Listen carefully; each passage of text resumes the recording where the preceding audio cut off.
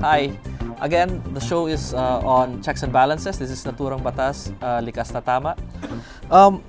Well, we know that the country is undergoing certain political conflicts right now. But when you look at it, and from the way you were describing yung checks and balances, pag nag-aalit-alit ba itong mga different branches of government, what does it tell you? Does it mean na nagfa-function ba healthily yung democracy natin? Or does it mean na medyo mukhang may diferensya yata yung sistema natin? What's happening is an accidental development of the true sense of the check and balance. But remember that the people has a big role to play here. As far as dictating on all these three departments on what they want. And I have been saying na kailangan may tinatawag na collective intuition of the people. In this collective intuition of the people, I could cite you an example. Yung sinasabi nung nasa Mindanao that his concept of right and wrong about what's happening in government, na hindi naman niya kausap yung nasa Visayas. But at the same time, sinasabi niya yung right, ito ang right, na yun ang sinasabing taga Mindanao, na yun naman sinasabing taga Manila, yun naman ang sinasabing taga Luzon. That is what I call collective intuition. But on the other side, there's what we call the mob rule.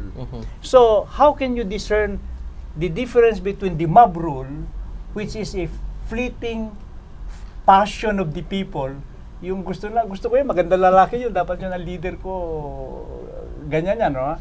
And the real intelligence of the people, because the collective intuition of the people is to be translated in terms of what you call the voice of the people is the voice of God. Kaya sinabing the voice of the people is the voice of God because that is the collective intuition of the people. Maski hindi sila nag-uusap, tayo pag nag-uusap tayo and we agree, baka hindi pa yun ang collective intuition eh. But when all millions are talking about the same thing from different places in this country, that is the voice of the people in the voice of God because of the collective intuition. Ngayon, the role of the judiciary is to sense that. And they have to put that in their decision na itong gusto ng tao. Ito ang the system of accountability and governance. Ito ang gusto ng tao. That's why if you get a person to escape from prosecution, ayaw ng tao yun because that's their collective intuition. But what does it say? And that should be translated in terms of decision of the Supreme Court. Well, sorry to interrupt. But what does it say that kaya namin kayo binoto or kaya namin kayo pina-appoint is because of the fact na gusto namin yung judgment nyo. So, kumbaga, kung anong ginugusto namin may be different from sa gusto nyo, pero precisely nga because yung judgment nyo yung gusto namin. Yeah, not their judgment then, kundi his ability to make a good judgment. Kaya binoto tayo because Pinoy has that practical wisdom to seize on the collective intuition of the people. Kaya when we spoke, he was articulating his sense. And he was voted on that. Yung sense of accountability, sense to fight corruption. Yun ang ina-articulate niya, and that is the sense of the people, whether in Mindanao, in Manila, or in Visayas. And that, the Supreme Court should be able to understand that sense. So when we spoke that way and articulated what the people wanted, the Supreme Court should reflect on it. Hindi niya dapat kalabanin.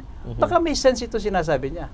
Not necessarily that he has to follow, but they have to evaluate it. Baka naman mabrul lang yung sinasabi ni Pinoy, hindi yun ang collective intuition. Yun ang role ng Supreme Court. That's why supposed to be the Supreme Court should be the elder statesman. Because they have to reflect that sentiment, the conscience of the people in their decision. What do you think? But the problem is, yun na nga, pinag-usap. I totally agree with Dean Amado. But ang problema, paano kung hindi din sundin ng Korte Suprema yung collective will of the people? Who will check on the Supreme Court? Yun ang nagiging problema. The Supreme Court can check on the executive. The Supreme Court can declare the act of the executive invalid if the act is not in conformity with the Constitution. The Supreme Court can likewise check on the legislative. If the law of the legislative does not conform with the Constitution, it can be declared unconstitutional.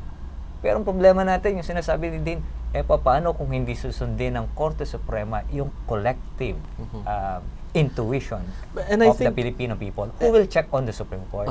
And I think in the end it also boils down, yung tinatawag nyo kaninang parang restraint on the three branches of government from enforcing their authority to make checks and balances on each other.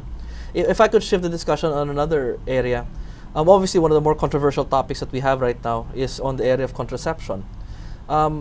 What if Congress, for example, does enact into law the RH bill?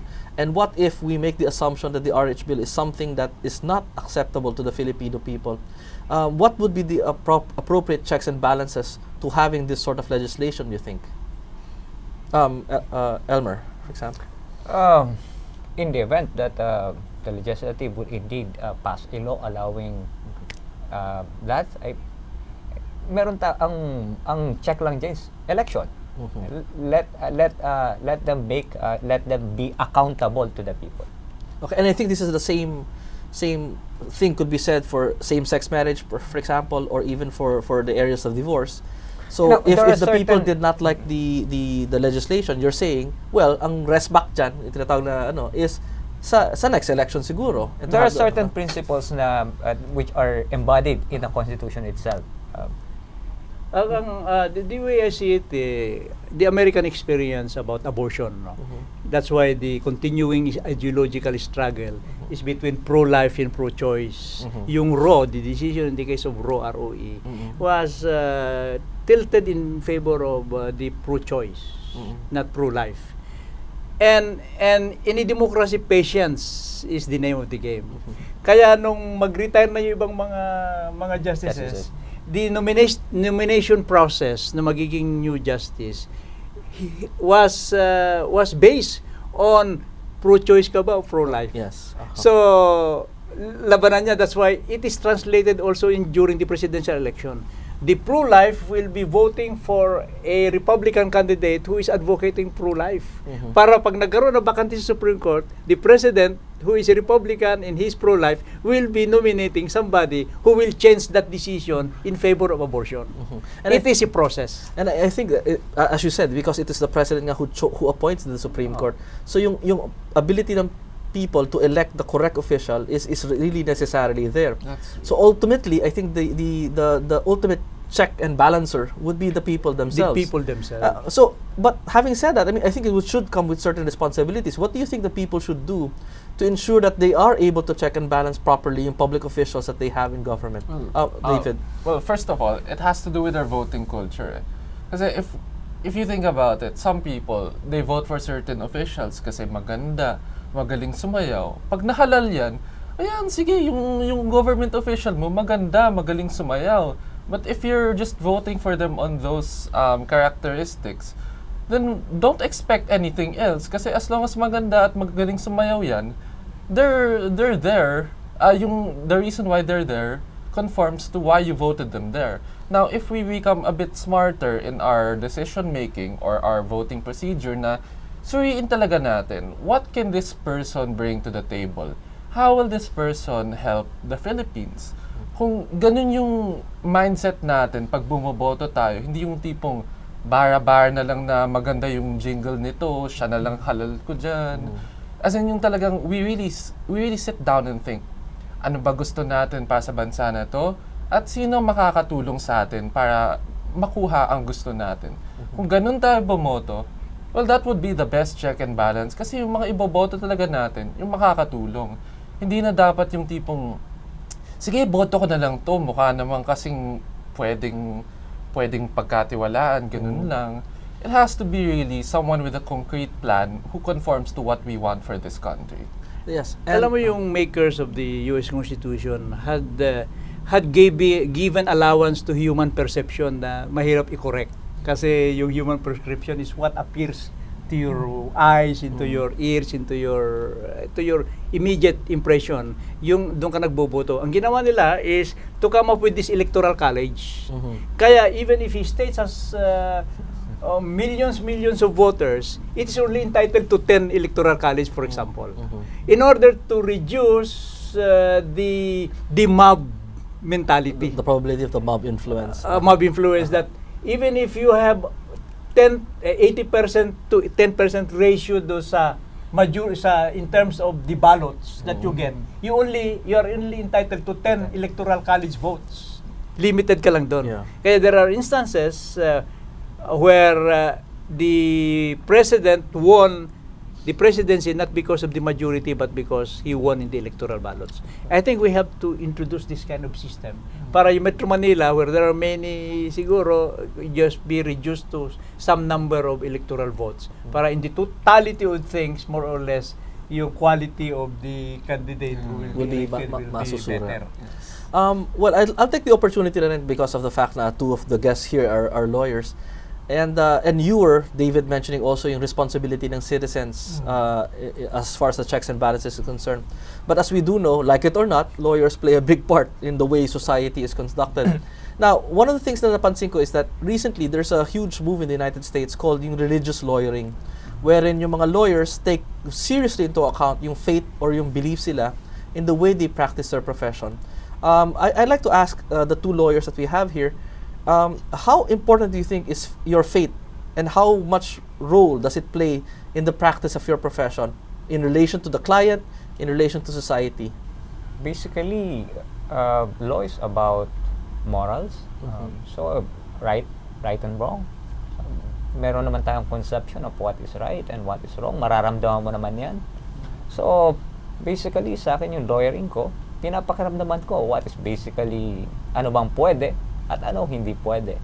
If I will sense that this is talagang really morally wrong, I refrain from engaging in such kind of practice. Alam mo, there's this book, Stephen Wolf, the theory there is... what's the guy? Yes, he's one of the favorite authors, the Pope Benedict. Yeah, Stephen Wolf, we are always half man and half beast. The half man in us is where the faith is. Okay. The beast in us is where we are like any other animal. We like this, we like that. But the half of us, which is the man, is the one that has the faith, the wisdom, the reason. But you as an educator as well, how does it play a role, your faith, for example, in inculcating values and ethics to the students? There must always be faith in the sense that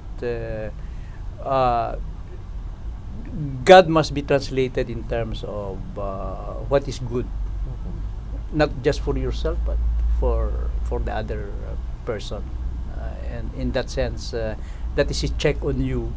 The ultimate check. The ultimate check on you that you want this, but it would adversely affect the other. It will harm the other. So, if you have that faith, and if you do that, you upset the balance of nature, the natural law, God's natural law, then nothing will happen to you. Okay. Well, thank you very much. I think that has been a very interesting discussion. I'd like to thank Dean Valdez, Attorney Rabuya, and of course our good friend David Rosario for joining us today. That's it. I think in the end, the one that has the actual form of holding the actual check and balances lies in the citizen itself. That is why there's a saying. I mean, we get the government that we deserve, and if the people could actually deserve themselves to have a better form of government, then that government will indeed come. Well, thank you very much for joining us, and I hope you could join us in our next episode of Naturang Batas, Likas sa Tama. Again, thank you very much, and see you soon.